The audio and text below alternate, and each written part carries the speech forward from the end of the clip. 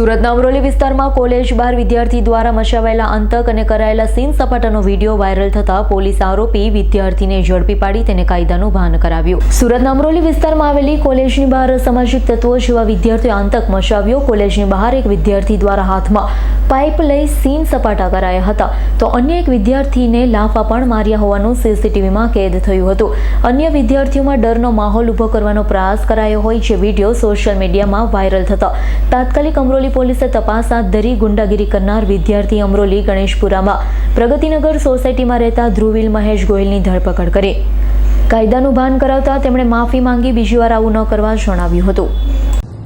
આજના રોજ જે વિડીયો સોશિયલ મીડિયામાં વાયરલ થયેલો અમરોલી જેજેસા કોલેજનો ત્યાં હું મારી સ્પ્લેન્ડર બાઇક લઈને ગયેલો, હાથમાં પાઇપ લઈને ચેન સપાટા નાખવા તે અને મારી સાથે અભ્યાસ કરતા વિદ્યાર્થી સાથે ઝઘડો થયેલો તે બાબતે હું માફી માંગુ છું અને આજ પછી એવું ક્યારેય થશે નહીં અને કોઈએ કરવું નહીં। Bureau report S9 news Surat.